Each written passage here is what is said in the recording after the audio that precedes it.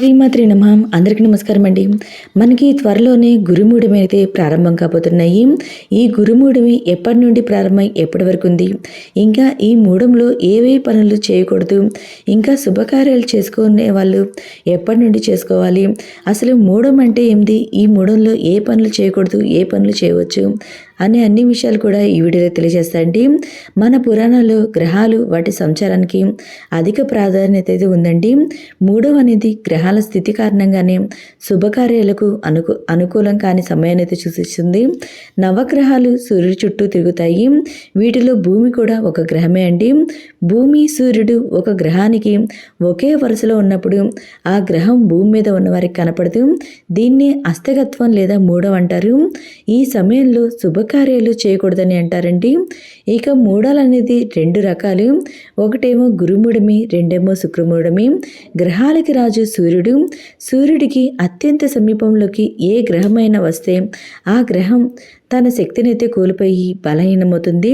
అలా గురుమూఢమైతే ఏర్పడుతుంది. గురుగ్రహం సూర్యుడికి దగ్గరగా వచ్చినప్పుడు గురుమూఢమిగాను, శుక్రుడు సూర్యుడికి దగ్గరగా వచ్చినప్పుడు శుక్రమూఢమిగాను ఏర్పడతాయండి. ఈ సమయంలో అవి బలహీనంగా మారిపోతాయి. అందుకని ఆ సమయంలో ఎలాంటి పనులు చేయకూడదని చెప్తూ ఉంటారండి. ఎందుకంటే ఏ శుభకార్యానికైనా గురు శుక్ర గ్రహాల బలమే ప్రధానం అంటారు.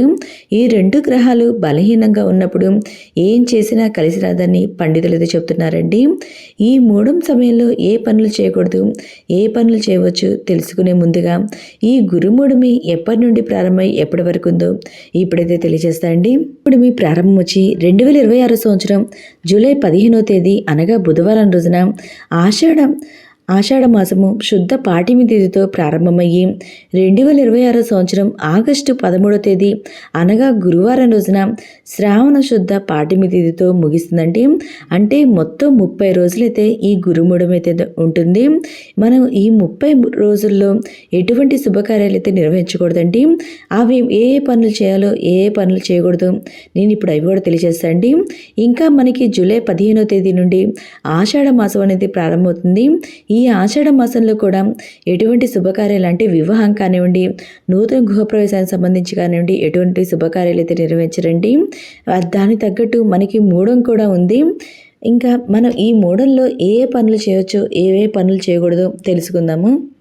ఇంకా ఈ గురుమూఢమి సమయంలో చేయకూడని పనులు ఏమిటంటే పెళ్లి చూపులు, వివాహ కార్యక్రమాలు, ఉపనయనము, గృహారంభము, గృహప్రవేశము, యజ్ఞాలు, మంత్ర అనుష్ఠానం, విగ్రహ ప్రతిష్టలు, వ్రతాలు, నూతన వధువు ప్రవేశము, వాహనం కొనడము, బావి లేదా చెరువులు త్రవ్వడం, పుట్టి వెంట్రుకలు తీయించడం, చెవులు కుట్టించడం, విద్యారంభ కార్యక్రమాలు, వ్యాపార ప్రారంభము ఇలాంటివన్నీ ఈ గురుమూఢమి సమయంలో అయితే చేయకూడదని అంటారండి. ఇంకా ఈ గురుమూఢమి సమయంలో చేయవలసిన పనులు ఏమిటంటే జాతకం రాయించుకోవడం, నవగ్రహ శాంతి, జప హోమాది శాంతులు, గండ నక్షత్ర శాంతులు ఇలాంటివి అయితే చేసుకోవచ్చండి. ఇంకా ఉత్సవాలు నిర్వహించుకోవచ్చు, శ్రీమంతం చేసుకోవచ్చు, నామకరణం, అన్నప్రసన్న కార్యక్రమాలు ఇలాంటివి కూడా చేసుకోవచ్చండి. ఇంకా గర్భిణీలు, బాలింతలు మూఢములో ప్రయాణం చేయాల్సి వస్తే శుభతిథిలో అశ్విని లేదా రేవతి నక్షత్రంలో శుభహోరంలో భర్తతో కలిసి ప్రయాణం చేస్తే మనం మంచిదండి. ఓకే అండి. ఈ గురుమూఢమి ఎప్పటి నుండి ఎప్పటి వరకు ఉంది, ఈ మూఢమి సమయంలో చేయవలసిన పనులేమిటి, చేయకుండా పనులేమిటి అనే అన్ని విషయాలు కూడా ఈ వీడియోలో తెలియజేశాను. మీకు ఈ వీడియో నచ్చినట్లయితే లైక్ చేయండి, మీ ఫ్రెండ్స్ అండ్ ఫ్యామిలీ మెంబర్కి షేర్ చేయండి. మీకేమైనా సందేహాలు ఉంటే నా కమెంట్ బాక్స్లో కమెంట్ చేయండి. నేను ప్రతి ఒక్కరికి రిప్లై ఇస్తాను. Thank you for watching.